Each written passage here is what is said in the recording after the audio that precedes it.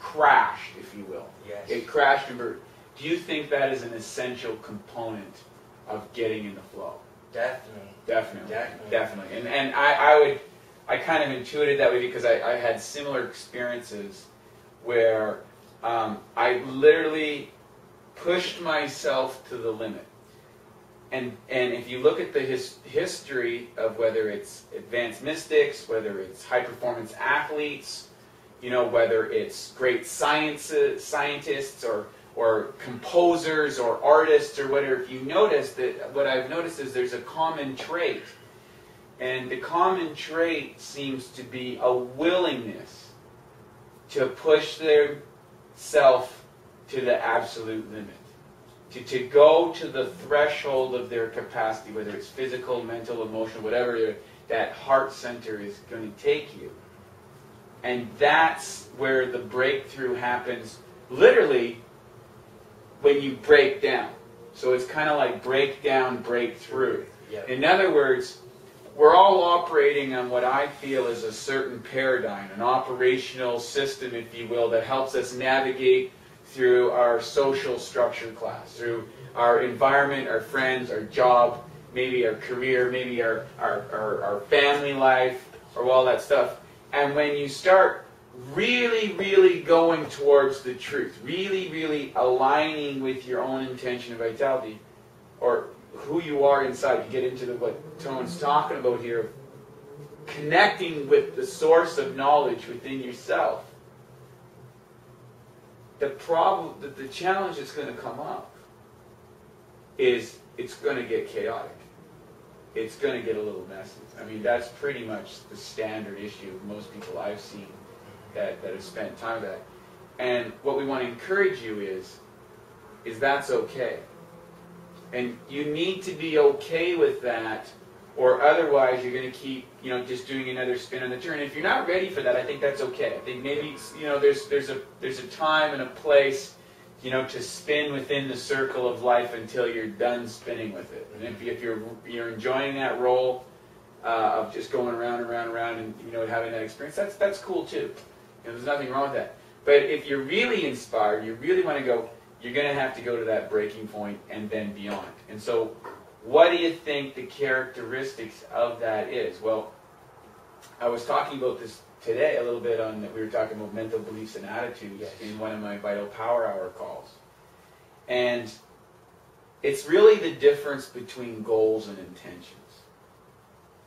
If you look at a goal, they use the SMART technology. Is it specific? Is it measurable? Is it achievable? Is it realistic? And is it timely? So that's goal setting, and there seems to be a certain amount of stress. Okay, I got to have X amount done by this day, and you realize it's a couple days later, and you start putting all this pressure on yourself, and you get the release, and you get to that point.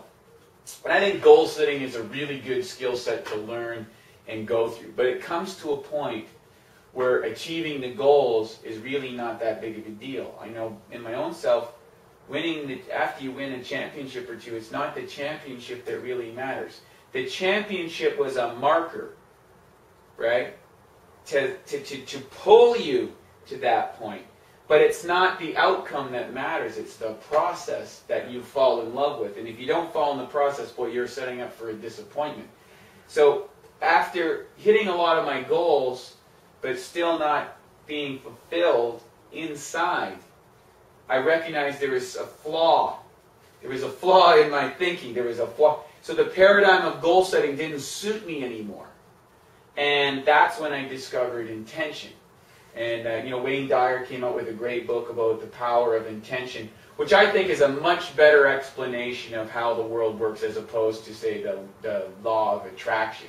Yeah. The law of attraction is a result of your intention. You pull things into your life not because you just thought it. You set a vision for yourself off into some place, or envision something which brought into your life, into your experiential reality, all these things. Some are to be expected, and some are to be totally unexpected and the miraculous. And the greater the intention, the bigger the vision, the more further out it is, or the more unrealistic, the more untimely, the more, unmeasurable that goal becomes, the bigger the opportunity, the greater the potentiality for the miraculous to occur. That's what I've noticed. And I think getting into the power of intention and setting your intention, what is it that I want my life to be? Does that mean being a millionaire, or being like have a Mr. Olympia body, or does it mean having a great family? What does that mean? It's none of those things.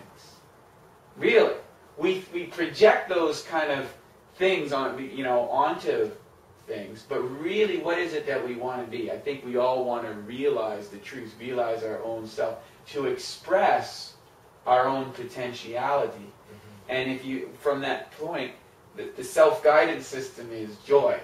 Yeah. When I'm in alignment, I'm feeling joy. When I'm out of alignment, it's that grinding feeling, right? Like I'm in there and I might be watching something on the internet or something, or someone says, "Oh man, you got to check this out, it's really good," and I turn it on, and it feels like nails going down the chalkboard. And I go, whoa, wait a minute. Give myself the license to stop inputting that information. That doesn't say that the information is bad or not right. It's not relative to my intentionality at this time in my life. Mm-hmm. And that's how I sort through information. Okay. Is I use that self-guidance system. Is what is it that I want to do? Well, I get the most joy out of helping people realize the greatness within themselves, the experiential reality of health and vitality and energy, and to the joie de vivre of physical existence, and to help alleviate mental, physical, emotional, spiritual suffering by the use of technologies in the health realm. And that's what I love to do. I have an aptitude for it, and I get a lot of joy sharing that. Mm-hmm. Okay? Do you have could you clarify what you're feeling in regards to when you say joy? Would you say that it's an actual emotion or more of a state? Yeah, that's a great question. It can be both. So joy is really a description of the state. It's a languaging for something that's not really languageable. How do you put joy in a box? Right? What's your joy meter at? I don't know. You know what I mean? Like how do you quantify the unquantifiable? What I would say is there is an inner knowingness, and I would say it's a sensation that occurs not necessarily in a physical space. Yeah. It's in a non-physical space that joy is expressed. It's a knowingness and a kind of euphoric feeling, and I think everybody's had that space where it's like you're getting a sensation, a sensory experience in the physical body, like a tinglingness, like a pleasant glowingness and flowingness and vibrancy.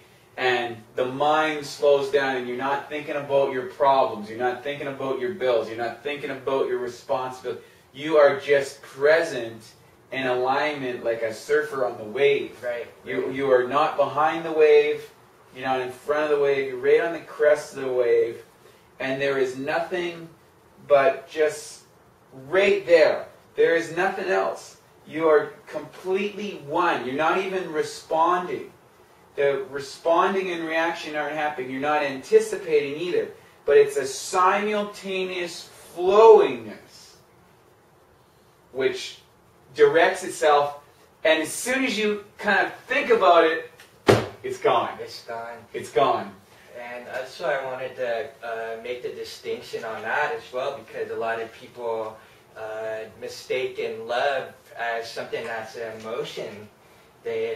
Something that they need somebody else to experience, but what we're describing is love as a state, which we always say flow or glow, but it's being in the present moment. And one of the big things that's happening today is people are trying to learn all this information because they're trying to become financially free, or trying to be sold on a dream and try to achieve it, but they're not really doing what they love.